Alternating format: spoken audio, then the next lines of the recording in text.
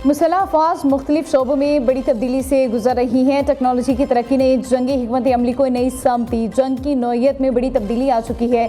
पाक अफवाज वतन के दिफा के लिए हर वक्त तैयार हैं। फिल्ड मार्शल सैयद आसिम मुनीर का बहावलपुर गैरजन के दौरे के मौके पर खिताब। चीफ ऑफ डिफेंस फोर्सेज ने खैरपुर तामीरवाली में फील्ड एक्सरसाइज का मुशाहिदा किया। सिपहसालार ने जवानों के बुलंद हौसले, पेशा वराना महारत को खूब सराहा। सैयद आसिम मुनीर ने रोही स्किल्स लर्निंग हब और APS अब्बासिया कैंपस का इफ्तिताह किया। फील्ड मार्शल ने EME रीजनल वर्कशॉप का भी दौरा किया। सैयद आसिम मुनीर की यादगार शौदा पर भी हाजिरी, फूलों की चादर चढ़ाई, फातह खानी की शौदा की अजीम कुर्बानी को खराज अक़ीदत भी पेश किया।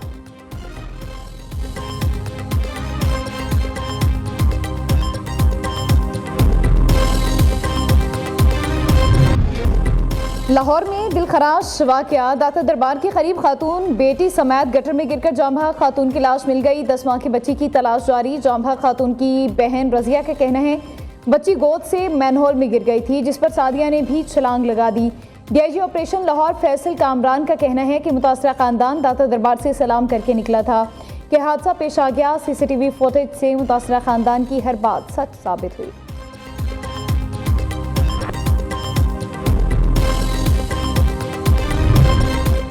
वज़ीर आला पंजाब ने लाहौर में माँ बेटी को पेश आए अफसोसनाक वाक़े का नोटिस ले लिया। डायरेक्टर टीपा शबीर हुसैन को गफलत पर फौरी मुअत्तल कर दिया। मरियम नवाज ने एडिशनल चीफ सेक्रेटरी की सरबराही में फैक्ट फाइंडिंग कमेटी बना दी। 24 घंटों में रिपोर्ट तलब। Additional chief secretary fact finding committee के कन्वीनर मुकर्रर। Secretary communication and additional IG police special branch committee में शामिल।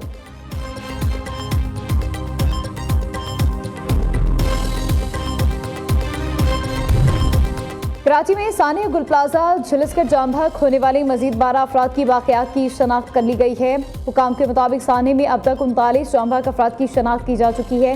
उधर मुतासरा इमारत का सर्वे मुकम्मल। पंजाब से आई फॉरेंसिक टीम ने नमूने और शवाहिद इकट्ठे कर लिए।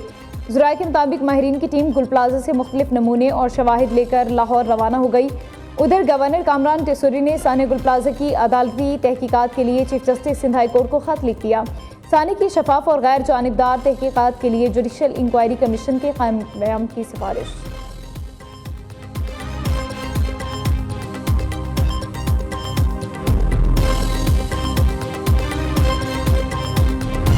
आंखों के तिब्बी माहिरीन हैं, उन्होंने उनका मुआयना किया अडियाला जेल के अंदर, जिसके बाद उन्होंने ये रेकमेंड किया कि एक मामूली तिब्बी कार्रवाई के लिए इनको पिम्स ले जाना ज़रूरी है।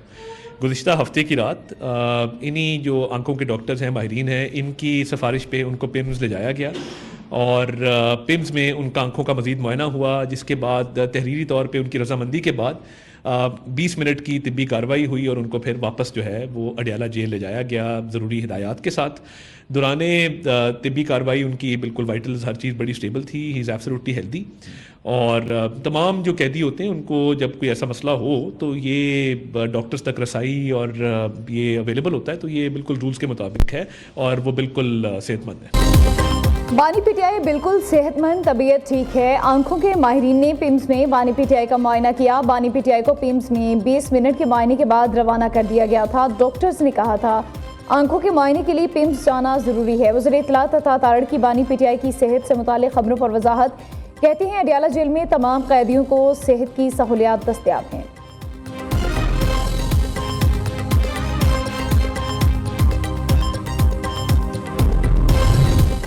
पाकिस्तान खत्ते में अमन अमान के लिए कोशा है। वर्ल्ड इकनॉमिक फोरम के मौके पर 7 मुस्लिम ममालिक ने बोर्ड ऑफ पीस में शमूलियत इख्तियार कर ली। तर्जुमान दफ्तर खारिजा ताहिर हुसैन अमरावी की मीडिया ब्रीफिंग।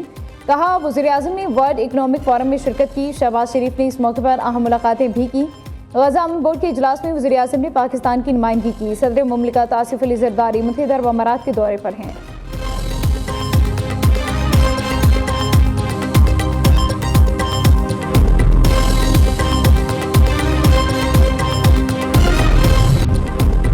ओवरसीज़ पाकिस्तानी मुल्क का सरमाया और मेमार है। मुल्क को मुश्किलात से निकालने में ओवरसीज़ का अहम किरदार है। बैरूनी मुल्क मुकीम पाकिस्तानी दुनिया भर में हमारे सफ़ीर हैं। वफाकी वज़ीर क़ानून आज़म नज़ीर तारड़ का बार्सिलोना में तकरीब से खिताब। कहा हुकूमत ने ओवरसीज़ के लिए ऐप मुतारिफ कराई है। ओवरसीज़ को ऐप के ज़रिए कई सहूलियात मुयस्सर आएंगी।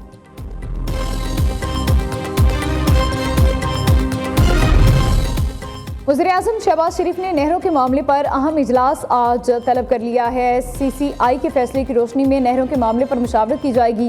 नायब वज़ीर-ए-आज़म इसहाक डार, वज़ीर क़ानून आज़म नज़ीर तारड़ शिरकत करेंगे।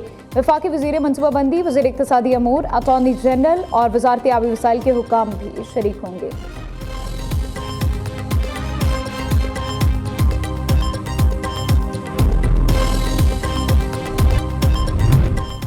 खैबर पख्तूनख्वा में तखरीबकारी का बड़ा मनसूबा नाकाम। तंगी पुलिस ने बर वक्त कार्रवाई करते हुए भारी तादाद में असलहा बरामद कर लिया। पुलिस को इत्तला मिली थी कि अफगान महाजरीन की बस्ती .17 में तखरीबकारों ने जमीन में असलहा छुपा रखा है।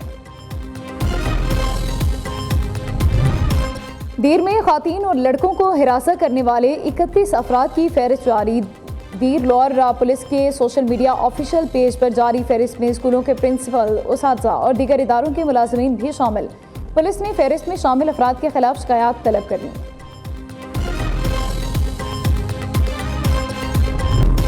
कोयटा समेत बलोचिस्तान के शुमाली इजला में बर्फबारी, शदीद सर्दी की लहर बरकरार। कई इलाकों में खड़ा पानी भी जम गया। जिला ज़ियारत में बर्फबारी थमने के बाद दफ़ा 144 खत्म कर दी गई।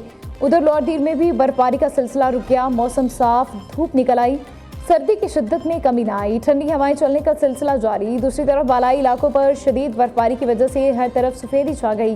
दिलकश मनाजिर सयाहों को अपनी तरफ मुतवज्जो करने लगे।